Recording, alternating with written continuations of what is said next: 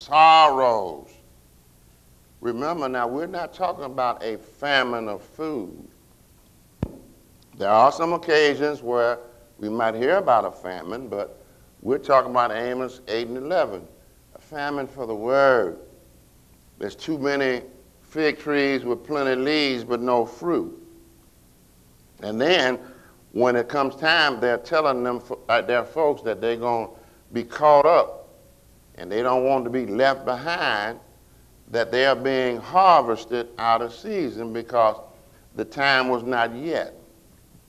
Many times, without pointing out any denomination, many times occultic practices have said the world come to the end. Folks got on here. He said, don't nobody know that. But now listen. Listen, ninth verse. But take heed. What you supposed to do? Take heed to yourself. For they shall deliver you up to counsel. That's what we're put on this earth for as the elect of God. And in their synagogues you shall be beaten. Now don't think he's going to beat you physically. He's going to try to beat you down mentally so that he's going to come in peaceably and prosperously. We will show you that. And they will try to beat you down with, oh, child, look at our church. Isn't it beautiful? Don't you see that we're doing such good work? And if you don't know the word, you can get caught up. And ye shall be brought before rulers and kings, but you're supposed to, what? For my sake, for a testimony against them. That's what you're on earth for, not to get out on a jetpack. Why? And if the gospel, listen now, the good news must first be published among all ethnos.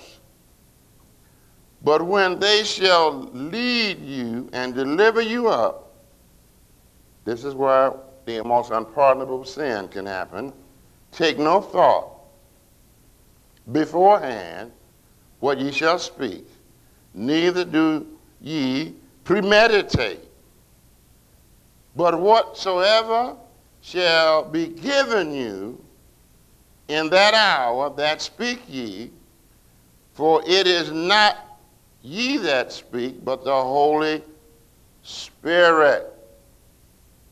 In other words, you must get in the mood of knowing the word, that the Holy Spirit might lead, guide, and direct you. You cannot be jumping, and if you do not allow him to do that, God says that's the unpardonable sin.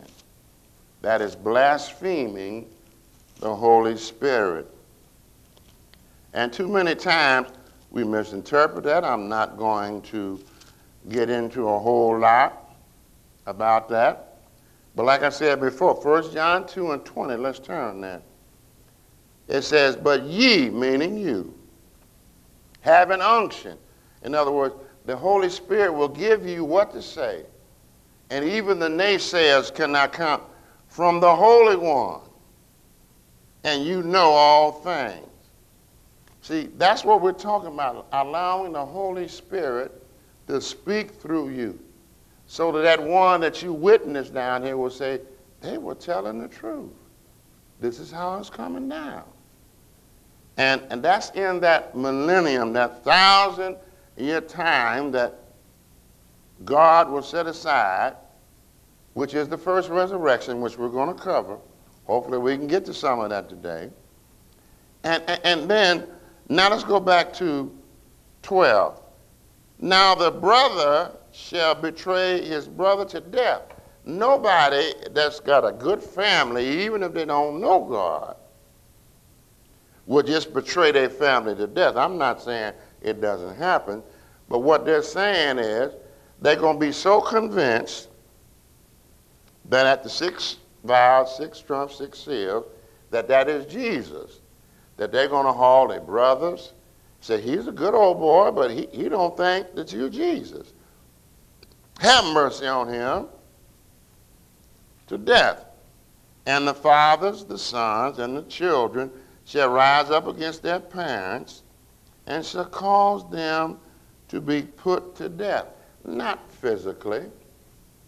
And in order for me to let you know that this is not the way it's going to come down, I want us to go to Daniel, the 11th chapter.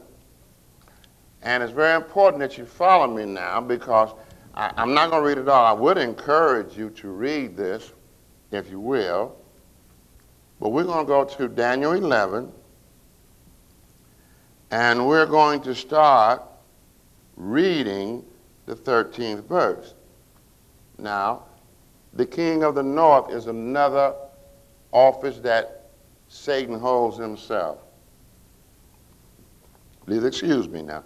For the king of the north shall return, 6 vials, 6 trumps, 6 seals, and shall set forth a multitude greater than the former at the catapult, because he's going to be able to convince some of God's so-called people, because they lack of knowledge, they don't know. And shall certainly come after certain years with a great army, and with what? Much riches. Armageddon is here. Now listen now. And in those times there shall many stand up against the king of the south. Also the robbers of thy people shall exalt themselves to establish the vision. They're going to get on the bandwagon, but they shall fall.